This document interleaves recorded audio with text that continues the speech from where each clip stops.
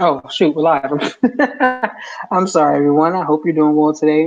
This is Raphael Garcia with episode 124 of the MMA Rings podcast. I just wanted to say hello. Hope you're all doing well and wanted to thank you all for joining us as usual. Please feel free to like and subscribe to our YouTube channel where we are back every week talking about mixed martial arts. My partner, Shawan Haynes, is not here today. And that's because of me. Simply because I didn't have the time to do a show later on today, I wanted to get one done a little bit early for his commentary across social media at Black Jordan Green on Twitter. You can catch me at rgarcia_sports, where I'm always talking shit about MMA, boxing, basketball, professional wrestling, and just about everything else. So I thank you for taking the time to check out our show today. And I hope that you continue listening. Please share this video across all of your social media outlets and keep people informed about what we have going on here. I have a few different things to talk about today. Wanted to jump in and definitely let's take a quick look back at UFC 238, the event that went down this past Saturday, where we saw a lot of great action. It was a good card. I really enjoyed it from top to bottom. It was a 7 hour show. Didn't really feel like it. I like how Sean Rossat from Fightful has been describing it as an event that had stakes. Every fight mattered for some point or reason, and we're going to talk about some of those stakes tonight and talk about some of the outcomes and how they impact those who were involved. And we're also going to look forward to this tomorrow's Bellator 222 card, which is another good card from top to bottom. A lot of good action there. And if you're a mixed martial arts fan, you should definitely make it a point to catch this event on Saturday because it has a good mix of names you may know, a good mix of up and coming fighters, and a little bit of everything in between. So I hope that you take the time to watch that event as well. But thank you again for joining us today. We're going to jump right in, and I want to start by I want to talk news. Yeah, let me go ahead and talk news first because the one probably big news that came out. Well, there was two actually. First, King Mo retired this past weekend, and if you don't know King Mo Lawal, he's a former Strike Force champion. He actually surprised a lot of people and defeated Gegard Mousasi years ago.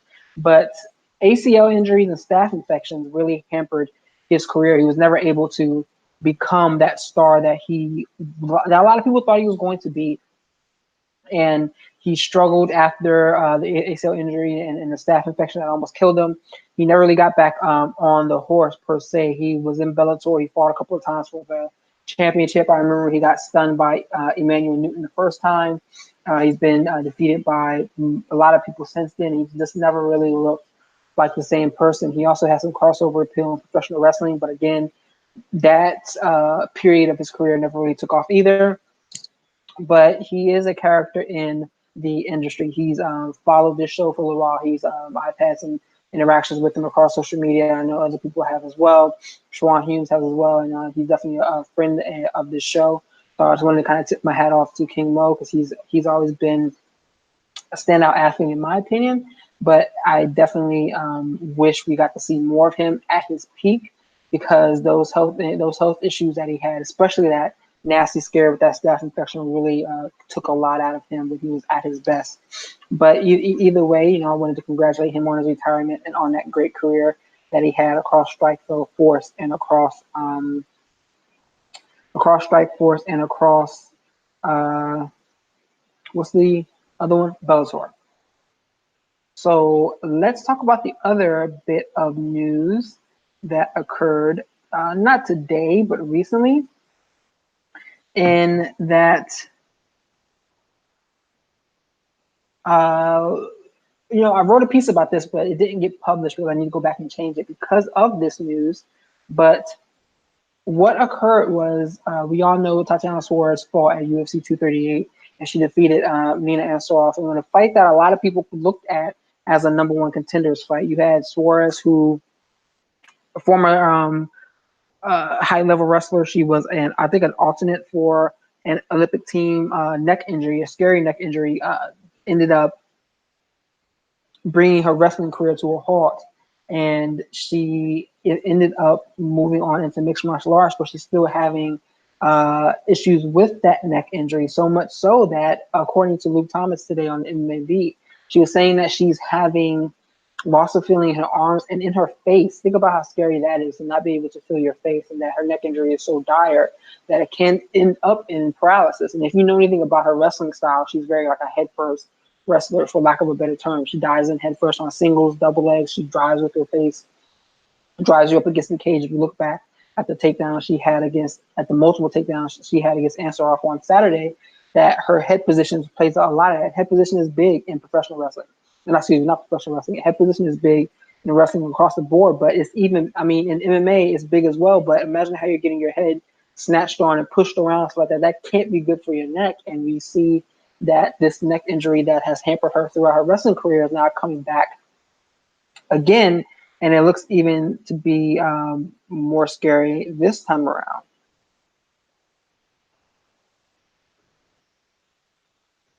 So she is waiting on, seeing what comes from that and getting her neck checked out. And while she's in that position, according to Luke again, it seems like she's not all that mad that she's not selected for this title fight. I mean, I wouldn't want her or anyone else to try to step into the cage with this type of injury. So I understand that she's okay for being passed over, for lack of a better term.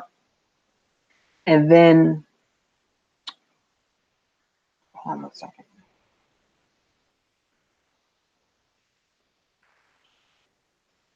So you have Tatiana Suarez, who many thought was going to be a top contender or the number one challenger. She even called out the champion in a post-fight press conference or post-fight interview, or answer off. But there was also Michelle Waterson. She's ranked number 7 in the division, a former Invicta Atomweight champion, and she's on a 3-fight win streak, with her most recent win coming over Carolina Kowalskiewicz, who fought tonight. And that win over Carolina doesn't.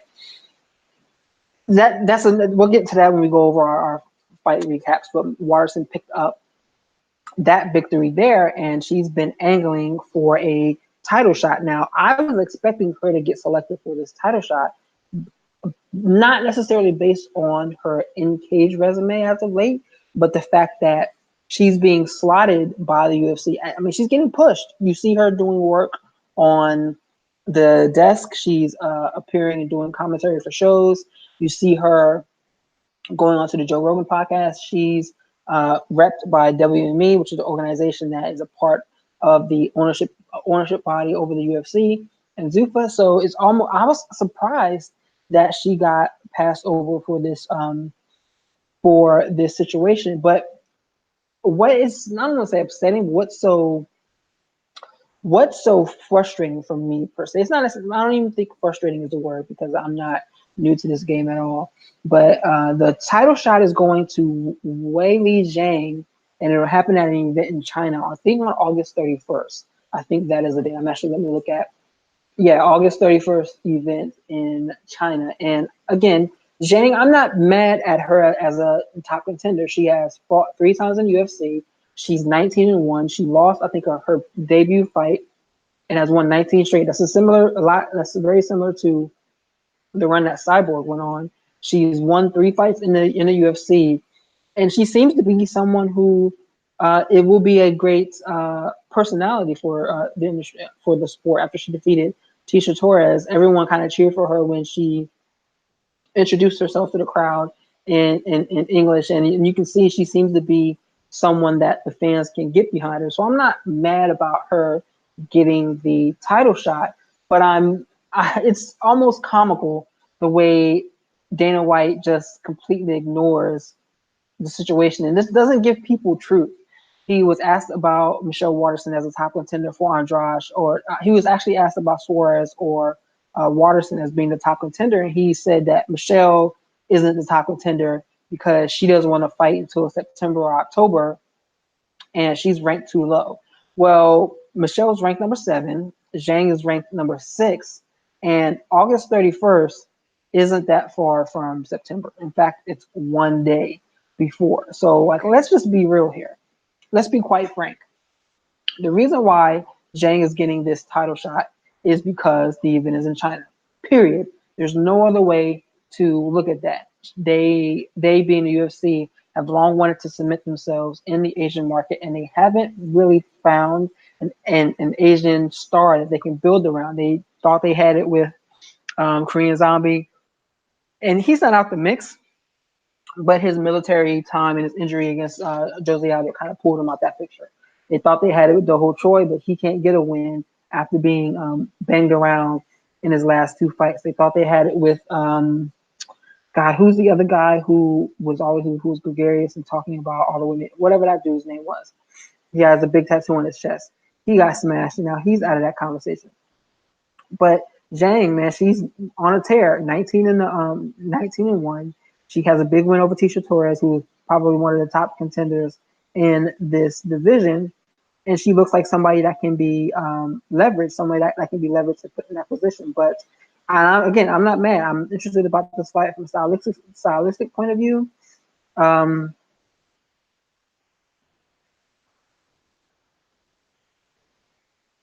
I think she was. Shawan was talking about it this week, where he thinks that Zhang can be someone who can threaten Andrade with body shots, and that maybe her movement isn't as great, but definitely that she can potentially threaten Andrade with body shots is something that he's been wanting to see for the longest time. And I think that this is an interesting matchup. It's going to be a striking affair. I don't think it's going to go all five. I've been picking Andrade to win, but look, I'm not mad at this fight from a booking standpoint, not in any way, shape, or form. But I would just like it if perhaps we got some honesty every now and then, because like I said, this fight is being booked because it's in China. The UFC wants to break into that market. Zhang is probably the most bankable star, and I put that in air quotes, that they have from that part of the world on the roster today. And again, I'm not mad at it, but I just want some truth. And also on top of that, Waterson, if this fight was in anywhere in the United States, Waterson would be the one getting the shot. If it was in Albuquerque, if it was in California, if it was somewhere along those lines, Waterson would definitely be getting the shot just because she is the bigger name, period.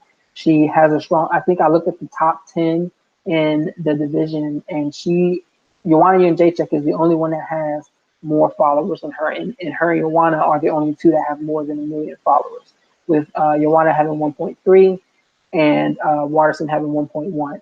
So, and you may say that doesn't matter, but it does. That's the type of stuff that they hitch their wagon to, they being UFC matchmakers, because they want someone that's going to garner a lot of attention. Waterson's been doing, I think she's done the ESPN circuit before. She is bankable, she's billable, she's bookable, and they seem to have decided to go against her for this fight just for it to be in China. It'll be interesting to see what happens next if she takes another fight. I don't know who. I mean, if I look at the rankings real quick, let me pull those up.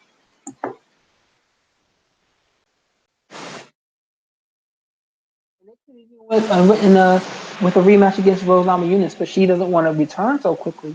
So that fight was also out there too as well. But let's see. Looking at the 115-pound division, there we go. So obviously you have Rose, who just lost the belt. Tatiana and Nina just fought, and Tatiana's out because of neck injury. You have Joanna Jędrzejczyk. Claudia Gadelha has a fight coming up against. I'm not quite sure, but she has a fight coming up. Let me check real quick. Now,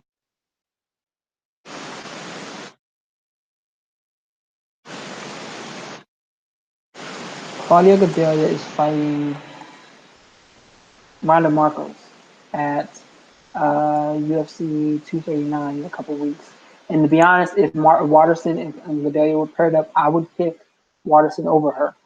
You have Zhang at 6, and you have Waterson, Tisha Torres, who has defeated. Tisha Torres defeated Michelle. You have Carla Esparza. I think Carla Esparza is on a little bit of a run too. And Cynthia Calvillo. Let me see something.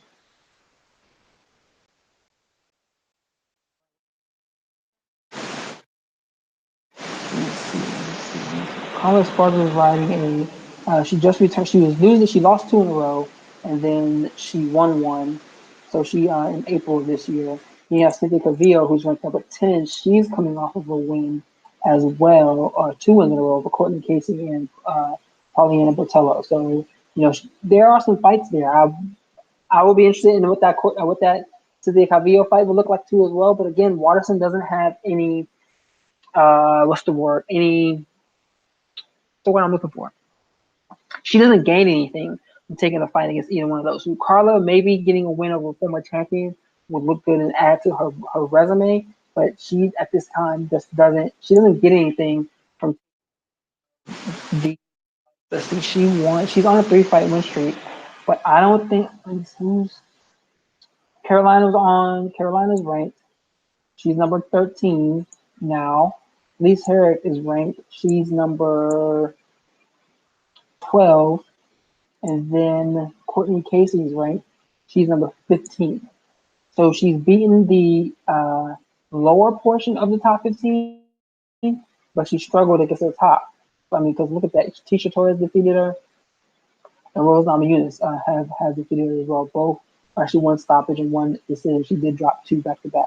Let's see what happens, man. Because Michelle, to me, she's a little engine that could. She just keeps going, and as I pointed out, I like the way she fights now because it's specifically point fighting. Whether people want to get angry about it or not, it's definitely point fighting. That she finds a way to get the win, and she wears her opponents out along the waist. But that was probably the biggest piece of news. Those 2 pieces of news, looking at King Mo's retirement and Weili Zhang getting the title shot. And yeah, those are the 2 pieces I wanted to go over this week. So for this next segment, I want to jump into fight recaps, looking back at UFC 238. Let's talk about some of the action that we saw there. Let me grab a quick sip of water, mute you guys real quick.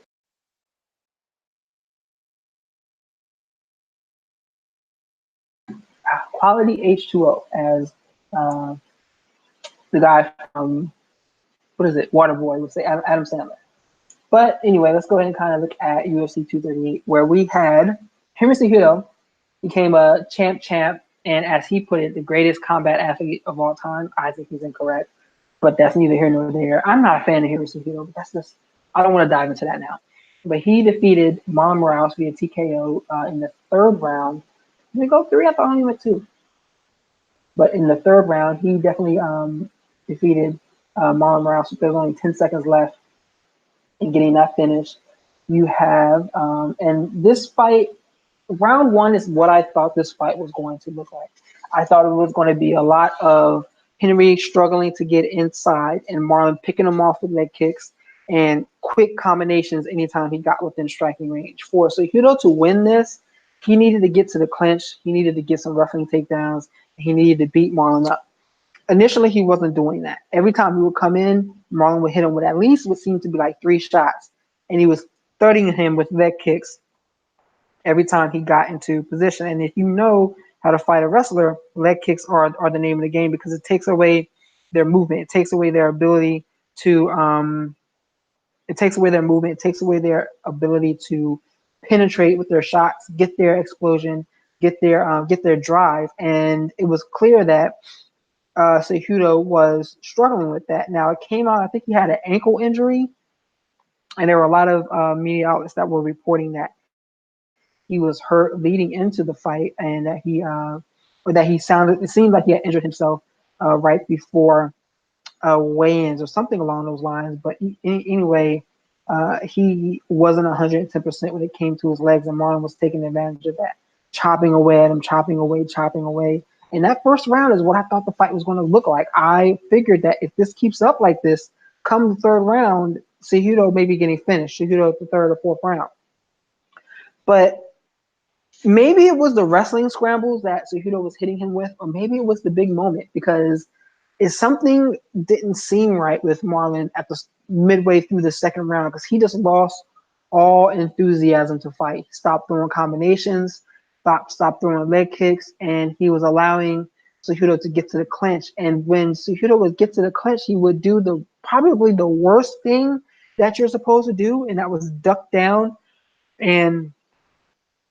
right into your opponent's knees. And that was just not, and from there it just went downhill to the point where he got finished at the end of the 3rd round. And he didn't look good, man. I don't know if it was the weight cut, because a lot of people talk about he has a big weight cut. I don't know if it was just the moment that got to him, if he was just not in as good of a shape as he should have been in, but something just did not seem right. Like if I want to look, I want to look at his record real quick. And before this fight, he spent it had been more than it had been going on 2 years since he had spent 3 full rounds in the cage. All his other fights, or even 5 full minutes, take that back. It had been almost 2 years since he spent 5 full minutes in the octagon because he defeated Raphael Sunsao, Jimmy Rivera, and Aljamain Sterling via stoppage all in the first round. The last time he went all a full fight was against John Dodson at UFC. I don't know what the fuck that number is. At in November of 2017. Only other time he's gone 5 rounds 2 times in his career. 2 times, yep. And once was against Josh Hill at World Series of Fighting 18, and then against Josh Reddinghouse. I remember that at World Series of Fighting 9, where he won his first bantamweight title. He won his bantamweight title there. So yeah, it's just odd that. I mean, it looked so bad. I mean, this is his third time getting finished. No, 1, 2, 3, 4. It's his fifth time getting finished. So he's been finished 5 out of 6 losses. That just doesn't look good for me. But on the other hand, you got to talk about Cejudo. I mean, he went out there and he got the job done, becoming a double champion, increasing his stock across the organization. I don't think he's a pound for pound king. I think you have to put John Jones ahead of him. You have to put what's the other guy? You have to put Khabib Nurmagomedov ahead of him. Amanda Nunes. I put her ahead of him. Daniel Cormier. I will put him in front of Henry. I would put. Let me see. I mean, maybe that's it right now. But what's frustrating to me was Cejudo's post-fight comments where he's talking about the people he wants to fight next. And I wrote about this. You can find this on MMAratings.net. It went up on, I think, Tuesday night, Monday or Tuesday. And he talks about fighting 3 people. Dominic Cruz, Uriah Faber, and Cody Garbrandt. Faber is coming off of a win over Brad Pickett when he retired back in 2016. And both Cruz and Garbrandt are coming off of losses. Garbrandt has lost 3 in a row, yet he is a former bantamweight champion. And Cruz is coming off of his loss to Garbrandt, but he hasn't gotten back in the cage since 2016 because of injury. Let's talk about how fucked up this is. Cejudo claimed he was going to save the flyweight division. So he goes there, and he defeats Demetrius Johnson in a very close split decision. So much so that the pick'em was nearly even post fight, people still see that as a 50-50 split as to who won that fight. I'm not upset. I was pissed that Demetrius lost, but I going back and look at the fight, I see why Henry got his hand raised there. The UFC refused to make that rematch with Demetrius Johnson, so much so that they shipped him out of the organization, traded him for Ben Askren. So that fight's out of the way. Then you have Joseph Benavidez and Jussier Formiga basically doing a rematch for the number 1 contender to the flyweight title. Yes, Cejudo has a win over Formiga, so there's that. Benavidez defeated him via split decision. Cejudo has made no comment or no mention about defending that flyweight title. Now, I understand if it's a weight cut issue because he did have weight issues early in his career, and I get it. After going up 135, you may not want to cut back down to 125. He looked good at 135, but there's no way you can tell me what he's doing is a service to that flyweight division. Then you have bantamweight. Not only is he calling out 3 guys who have not won in years, he's ignoring the fact that, let's look at the top 10 at 135.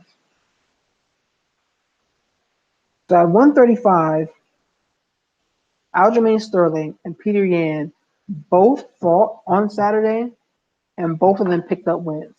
Aljamain Sterling is ranked number 2. Peter Yan's ranked number 4. So you're going to tell me, and Pedro Munoz, who's ranked number 5, also fought that night. And Jimmy Rivera, who's ranked number 8, he also fought.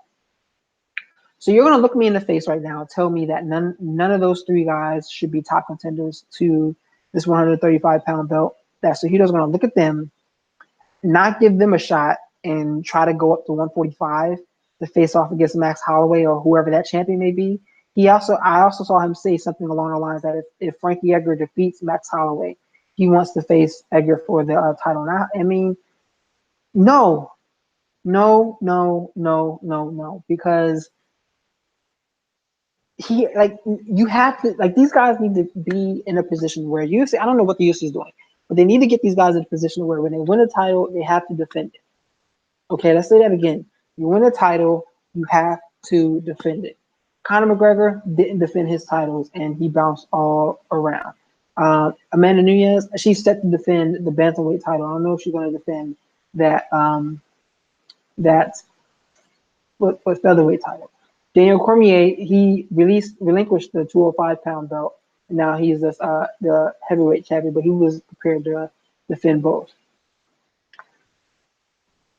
Henry Cejudo should not be allowed to even, yes, he mentioned that fight, but he should not be in a position to bounce around like that. And I doubt the UFC is going to allow him to do so. But the fact that he has the audacity to kind of say that that's what he wants to do is just sad to me, because that's the sad state that some of these divisions are in. And yes, these people are trying to jockey and position themselves to get title shots and to get big paydays. But Garbrandt, Cruz, and who's Faber, I don't know if those guys sell. Like, they don't sell as a co-main as a main event, fighting Henry Cejudo for the bantamweight title. Maybe as a co-main, but that doesn't sell to me. I think he defeats all 3 of them. Clearly, I think he defeats all 3 of them. Dominic Cruz is not the same fighter he once was. All those injuries have piled up on him. He doesn't have the movement to do so. Faber's coming out of retirement to fight at UFC Sacramento, but we have no idea what he's going to look like. I'm sure he's kept himself in shape, but that's not fighting shape. So there's no idea what that fight is really going to look like. As I wrote in my piece that you can find on MMAratings.net, Henry Cejudo has work to do, and he has work to do and in both weight classes if he's going to keep and defend both belts. But you want to know who's doing work? Valentina Shevchenko, and she did work on Saturday against Jessica Eye, putting her out in, I think it was 45 seconds in the second round. Let's look real quick. She defeated her in 26 seconds in the second round. Head kick, KO, and it was probably one of the scariest KOs we've seen in a while. So much so that the cameraman had to keep the camera on Valentina from her waist up, and didn't show anyone the commotion of what was going on in the octagon. Luckily, I work for Fight Metric, which also is a subsidiary of UFC. So we got to look around and see from camera angles just what was going on. And she did not move for almost 5 minutes or so. It was pretty bad. And Jessica Eye was there on the ground. She finally got up and was responsive, and she was able to stand up and be on her own power for the victory announcement. But I mean, that was just a scary knockout. Shevchenko is the champion. I think she's going to dominate this division for an extended period of time. For a while there, a lot of people were talking about what Suarez would look like if she moved up to 125, but this neck injury, you don't really know what that looks like, and her striking did not look that great. But that's neither here nor there. I mean, Shevchenko is doing the damn thing. And remember, I mean, she had 2 very close fights against Amanda Nunes, 1 5-rounder for the title and 1 3-rounder that was just that was just close. That was just very close. But you got to give it to Shevchenko, because she looks dominating. She looks like someone who's going to lord over this division for next. Sorry about that, but she looks like someone that's going to lord over this division for an extended period of time, and that's really what the division needs. I'm not sure if that's going to help raise any interest in the group, But I know a lot of people want to see her succeed. I know a lot of people want to see her kind of flourish and see what that does for that division. Shevchenko is she's someone that can become a crossover star for organization. I hate the way the UFC pushes her and her sister down our throats. And you know that they've wanted Shevchenko to be a champion for as long as they possibly could. They figured out ways to get her into the title picture, and I get it. So let's see what's next for her because that division isn't. It isn't. If Demetrius Johnson's division was weak, her division is probably just as weak because she has Caitlin Chukagian. Many people are kind of talking about she's next, so we'll see what that fight looks like if that occurs. But I would pick Valentina that. Liz Carmouche, who gave Valentina her first professional loss, is also fighting. She's number 3 at 125, and there was talk about moving Shevchenko and Carmouche to making them the main event for an upcoming UFC card, which doesn't have a main event fight. Ioana and Jacek, they already fought. Roxanne Modafferi, I mean, that's a great story, but I just don't think she has that piece. Joanne Calderwood, she lost to Caitlin Chukagian at UFC 238. You have Alexis Davis, Jennifer Maya, Lauren Murphy, and Andrea Lee. I don't think any top challengers are coming out of that group.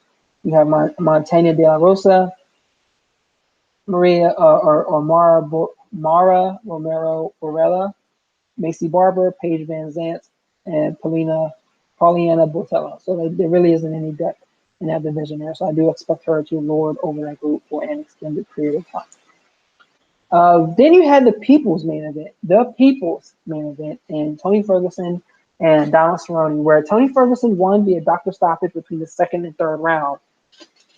And a lot of people are pointing to the punch that landed on Cerrone's nose after the end of the second round, right at the end of the end of the buzzer or whatever.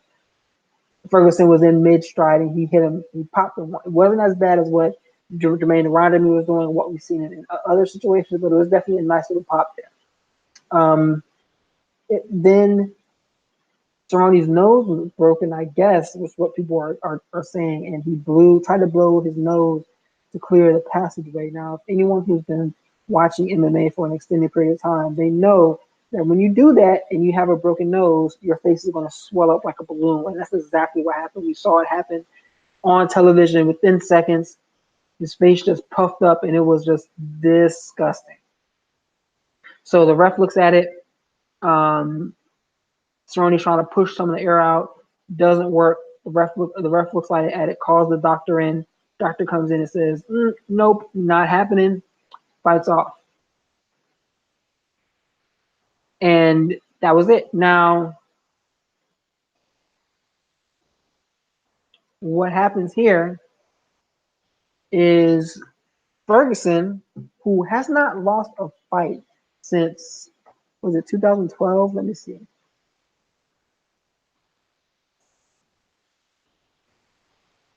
Yep, May 2012. He lost to Michael Johnson. And he's avenged that win, right?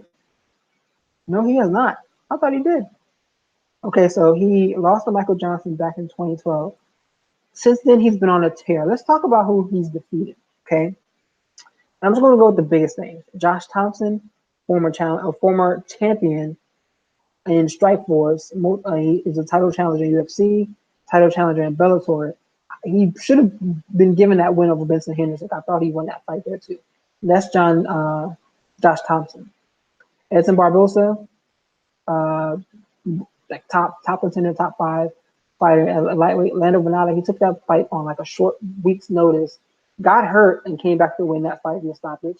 Raphael dos Anjos, former champion at lightweight, now top contender at welterweight. Kevin Lee, former title challenger at lightweight. Anthony Pettis, former champion. Donald Cerrone, multiple time title contender at lightweight, and he was a contender at featherweight or welterweight as well. So he's fought a who's who in this division. And Dana White, again, as you sit here and talk about it, he is non-committal to Ferguson being considered the number 1 contender to the winner of Dustin Poirier and Khabib Nurmagomedov, who fight in September. Now, Ferguson was an interim champion. That belt was stripped from him when he got hurt and he banged up his knee before he was supposed to fight Khabib I think it was last month, before the dolly throwing incident. I think that they're trying to figure out a way to keep Conor McGregor in the title picture. Because let's say Khabib defeats Poirier next month. I believe the next fight that they're going to book is Poirier is Nurmagomedov versus McGregor sometime to close out this year. I am not excited about that in any way, shape, or form. Not only because that fight was not close. This isn't Edgar Maynard 2, where that fight was back and forth, close, super close. This isn't Amanda Nunes and Valentina Shevchenko. This is nothing like that. Conor McGregor was dominated, and he quit when he tapped out. When you tap out, that means you quit. I'm sorry, sir. I can't take anymore. Please stop beating me up. I submit, I submit, I submit. That is what Conor McGregor did when he lost to Khabib Nurmagomedov. And you're telling me that without any fights, he hasn't done anything since except get in trouble, that man is the number one contender for the lightweight champion, or yes, for the lightweight champion. You have guys like, there's so many return matches you can book him in. Nate Diaz, Justin Gaethje. You have, let's see. I'm not even going to say that because Tony Ferguson's out. In my opinion, Tony Ferguson is a top contender. Okay, these are people that you can book Conor McGregor in against to make like him, give him like a viable like fight. Donald Cerrone, Justin Gaethje, Al Iaquinta, Edson Barbosa. I would love to see that. Kevin Lee probably isn't going back down to 155. Anthony Pettis, Paul Felder. 10 names right there. I would love to see him fight. Would have no problem watching it. If you want to book that as a main event for a UFC event on ESPN Plus or ESPN, Big ESPN, do that. But there's so many different exigent circumstances around there, such as pay-per-view points, money, Conor McGregor not wanting to be a co-main event, et cetera, et cetera. And I get that. UFC needs to do something to get this situation to work. He is not in any way, shape, or form. He is not the top contender. He is not the number one contender in the division. He's ranked number 3 right now, behind Poirier and behind Ferguson. And there's no way, in my opinion, he should even be considered that high. He just shouldn't in any way, shape, or well, I take that back. Yes, he can be that high, but he doesn't deserve a title shot coming off of a loss. I'm sorry. I said it.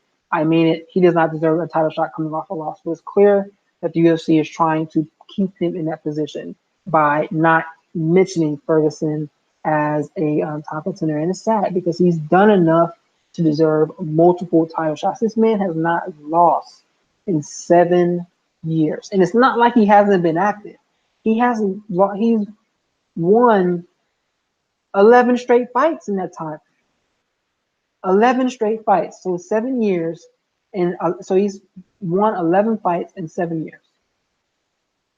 Yes, I understand he's had injury concerns. He fought once in 2019, once in 2018, once in 2017. He fought twice in 2016, 3 times in 2015, and 3 times in 2014, and once in 2013. So I understand, you may want to pull out the injury issue, but what can you say? His track record speaks for itself, and this man needs to be the number one contender. Man, let's see. What else happened at UFC 238? Peter Yan defeated Jimmy Rivera. I mean, Jimmy Rivera's time at the top of this division is done.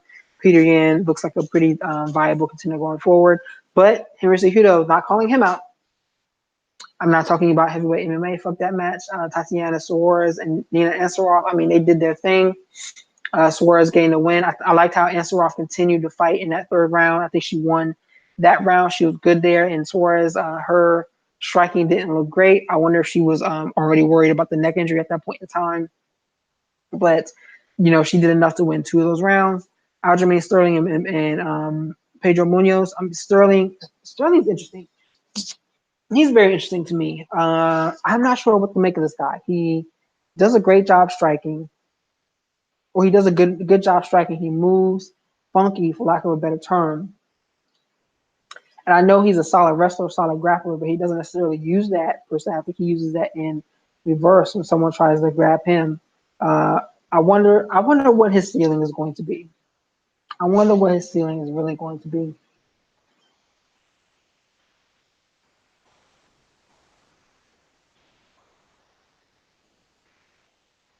And it's interesting to see what his ceiling will be over the next few years because Aljamain is interesting. I don't want to call him a prospect anymore, but he's definitely an interesting fighter, and I don't think we've seen the best of him yet. But I wonder if we will.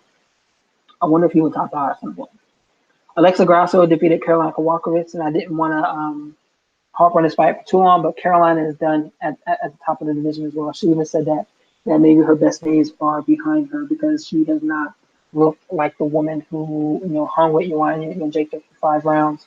I really do believe that knockout that Jessica Andrade gave her loosened things up and didn't and put her in a bad spot because Grasso was just piecing her up and picked her apart in this fight here. Calvin Kattar looked clean as hell as he beat the shit out of Ricardo Lamas. He's another one that is not at the top of their game anymore.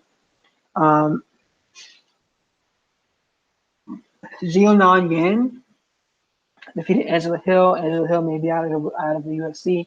I hate that because I think she might be the only black woman left on. Well, no, Sajara Eubanks might be the only black woman left on the roster now. Then you have Eddie Wineland. He's probably the next big win. He got a big win there, and Caitlin Chukagian got a win over Joanne Calderwood. Joanna. No, Joanne Calderwood, excuse me.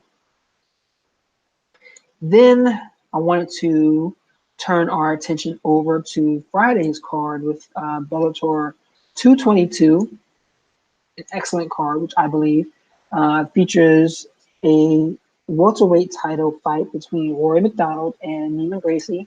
And a lot of people are talking about this, and they're talking about this because of what McDonald said after his fight over John Fitch, where he basically made it seem like he doesn't have it anymore. He doesn't have the desire to want to beat the shit out of people anymore. And it's funny because people made the joke about if atheists if atheists Roy McDonald is going to be the next like motivated BJ Penn or C level Kane. And that's just unfortunate because he's always been I've never been like the biggest Rory fan, but I've always known that he was a threat, and he was definitely a threat at welterweight. The man's fantastic. He's been doing the damn job. So now the question is, what will he look like? And he's saying, according to people that I've been talking to him and things that I've been seeing on the net, that he is going to be more technical, more calculated, but he may not be the vicious animal killer that he was back in the day. So it'll be interesting to see what that really looks like and how he looks when all of that comes to a head on Saturday. But remember, Neiman Gracie is not someone to be overlooked. I'm still surprised that he beat Ed Ruth. I thought Ed Ruth was going to give him a very hard time. And he even said that was a tough fight there, but I thought Ed Ruth was going to be able to pull that out. And he's looked good. And I think that this is an opportunity for him. If he can catch McDonald sleeping, for lack of a better term, I think that this is going to be a huge moment for him. Because we know what guys look like when they don't want to fight anymore, when they don't have that desire to beat people within an inch of their life. We know that can easily change someone. So let's see what he looks like, and if he is able to bully Roy McDonald, for lack of a better term, he may not have that fighter's desire anymore, may not have that incentive or that bite to want to beat the shit out of people anymore. But this is a huge fight for both men. I mean, McDonald is I don't think he's 30 yet. He's only 29 years old. He has 25 professional fights. He's been doing this for 14 years. Let me say that again. Roy McDonald debuted in 2005, October of 2005, 14 years ago when he was 15 years of age. Fucking ridiculous. He's had wars against Carlos Condit. I remember the Robbie Lawler one. Both of the Robbie Lawler fights. He's that fight he had against Stephen Thompson. He got smashed by Musasi. I mean, the John Fitch fight just didn't look good. He has wins over some of the best in Tyron Woodley, Damian Maia, BJ Penn, Nate Diaz. Like this guy, he's done it. But he's at a point where he may be saying, you know what, I don't want to do it anymore. And we'll see if that is going to have an impact on how he performs against Neiman Gracie on Friday. Then you have your co-main event, which originally was the main event, and it's a fight that I'm surprised actually never happened before. I looked today as I was preparing for the show, like, has this fight happened? Is this a rematch? And maybe I just missed it. But he's fighting Lyoto Machida. Chael Sonnen and Lyoto Machida are fighting in the 205-pound division. I really don't care about this fight too much. I expect Lyoto to get the win. He looked good against Raphael Carvalho. Sonnen is Sonnen. You know, he's gonna go in there and I think get slept. But what's interesting is Machida is they're both trying to angle for this fight to be a number one contenders fight against Ryan Bader, his 205-pound belt. You know, the champ Ryan Bader. And if I'm Bader, I bet that he may want Sonnen to get this win because Machida slept him before. I don't think he wants to put himself in that position again. Let me see when him and Machida fought. They fought back in 2012, I believe, right? Yep. Ryan Bader and Lyoto Machida fought back in 2012, where Ryan Bader went down via knockout. Since then, he's been on the steamroll. I mean, he's been the man since. Let's see how many fights he won in a row because I do not remember now. Close that out. He's won. Oh, look at that! 1, 2, 3, 4, 5, 6. He's won 7 fights in a row. Yeah. So let's see what happens there. I would like to see the winner of this fight get a shot at him because I know he can sit on that belt for as long as he possibly needs because that division is not stacked at all. Then you have Dylan Dennis and Max Humphrey. I mean, Dennis is going to Dennis. He's going to get up there. He's going to talk foolish. Just a complete clown shoes, grabbed Darian Caldwell and Roy McDonald's belts to take pictures for media as he's some sort of champ. And I get it. I mean, dude, I get it. You're trying to be someone that draws a lot of attention because you say gregarious things, but there has to be a line. Like, when do you become a clown? Because if he's not there already, he's awfully close, and it makes me not want to watch him fight. It doesn't make some of the things that Conor used to say, who's a friend and training partner to him, made me want to see if Conor could live up to those expectations that he was creating for himself. Dylan does the exact opposite, and it makes me not want to see this guy fight at all. I hope he gets slept. He's fighting 3-2 Max Humphrey. Well, we're going to talk about that in a second. Then you have 11-2 Ricky Banderas and 10-0 Patrick Mix. I'm hearing that this should be a pretty good fight, so I'm pretty excited about that one too. Eduardo Dantas, former champion, fighting Juan Archuleta, 21-6 against 22-1. So that should be a good one. The fight I'm looking forward to the most, Darian Caldwell versus Kyoji Horiguchi. Now I don't even know how this isn't the co-main event of the night. Caldwell lost to Horiguchi in Ryzen via submission. He was winning because he was out wrestling him. He was just so much bigger than Horiguchi but Horiguchi was able to submit him. I think via guillotine.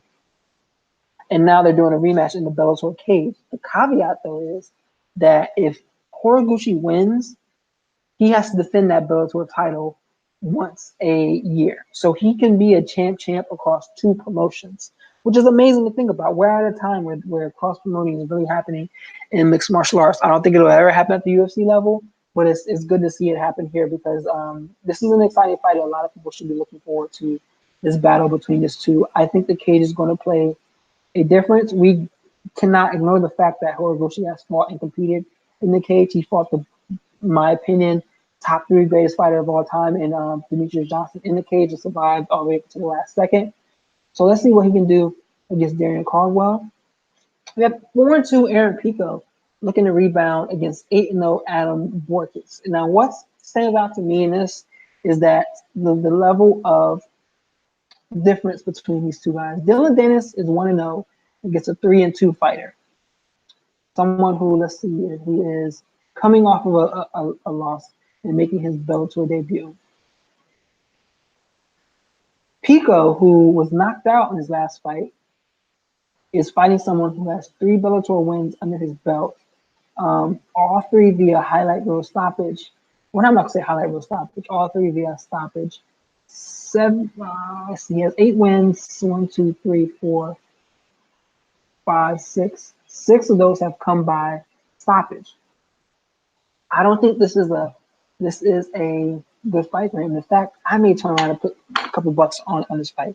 I want to look into that because I think that Pico is someone who just doesn't fight to his strengths. Now, what is interesting is that he has moved over to Jackson Wink, a team that is strategy first.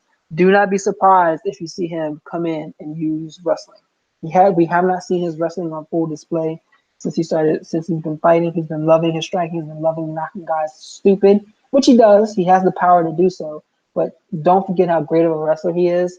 So do not be surprised if he comes in here and he starts laying down some takedowns and getting on top and dominating in that fashion. That's what I want to see, because that's what he needs to do if he's going to extend his career for an extended amount of time.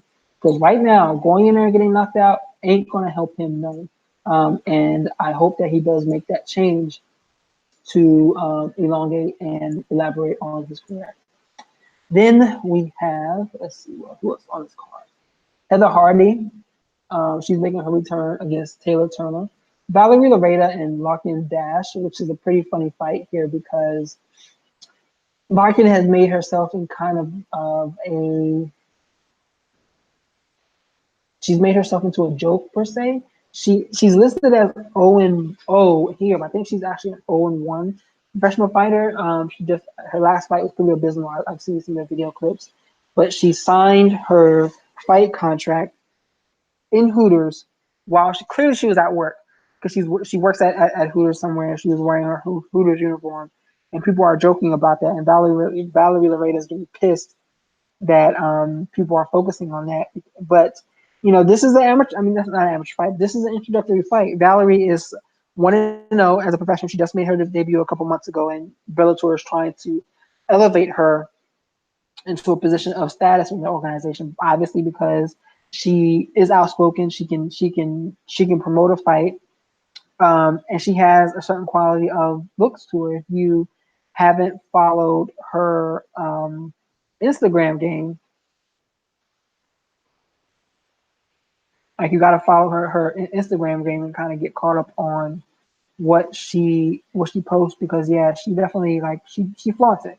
She flaunts her looks and the fact that she can hang with just about anybody when it comes to that department.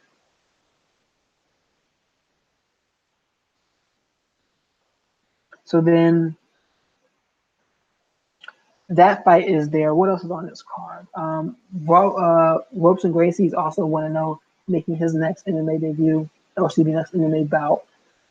Other than that, there's nothing else really that jumps out to me on this card, but there's a lot to kind of look forward to from the Valerie Loretta fight up. So it's definitely something that people should see. I'm looking forward to the Bandejas and mixed fight. That looks like it's really interesting.